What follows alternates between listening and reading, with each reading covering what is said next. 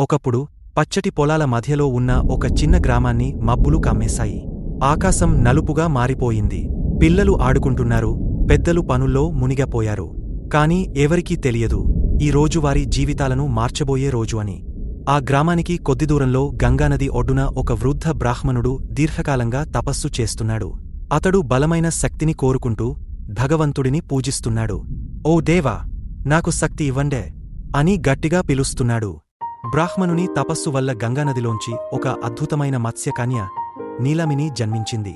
ఆమెకు వాలుతో మెరిసే తోక, సముద్రపు ఆకులాంటి కళ్ళు, ముత్యాల హారముతో అందమైన రూపం ఉంది. నీలమిని సముద్రం నుంచి బయటికి వచ్చింది. ఆమె తీరానికి వచ్చి తన తోకను మానవ పాదాలుగా మార్చింది. ఆమె గ్రామాన్ని ఆసక్తిగా చూస్తోంది. ఈ లోకంలో ఆమెకి ప్రతిదీ కొత్తదే.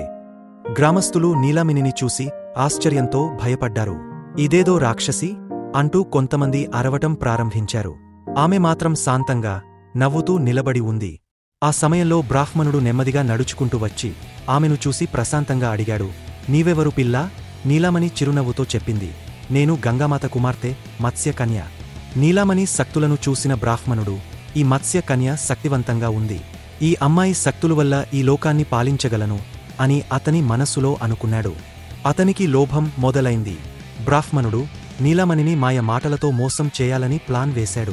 నీ శక్తిని పంచితే ఈ ఊరికి మంచి జరుగుతుంది, నాకు నీ శక్తిని ఇస్తే నేను ఊరికి ఉపకరిస్తాను అని అబద్ధంగా చెప్పాడు. నీలమణికి కొంచెం అనుమానం చిన్నగా కలిగింది. ఈ బ్రాహ్మణుడు నిజంగానే మంచివాడా, లేక శక్తి కోసం నన్ను వాడుకుంటున్నాడా అని ఆలోచించింది. తన మంచితనంతో ఒప్పుకున్న నీలమణి సత్ప్రయత్నంతో తన శక్తి భాగాన్ని ఇచ్చింది.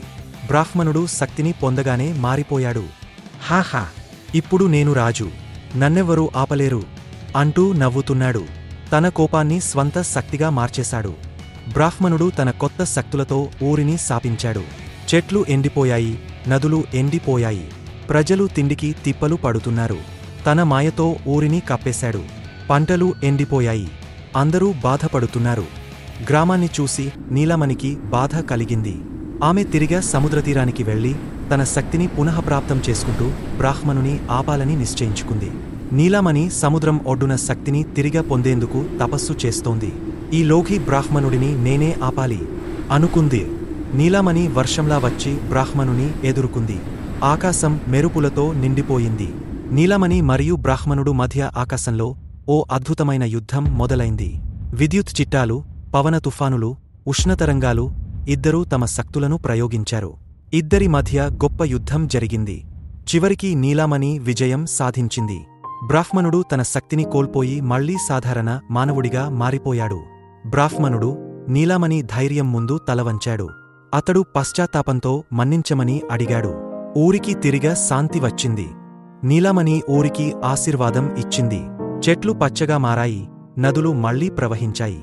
ప్రజలు ఆనందంతో నీలమణిని అభినందించారు. మంచితనం ఎప్పుడూ విజయం సాధిస్తుంది అని అందరికీ చెప్పింది. ఆమె చిరునవ్వుతో తిరిగా సముద్రంలోకి వెళ్ళిపోయింది. Please like, subscribe our channel.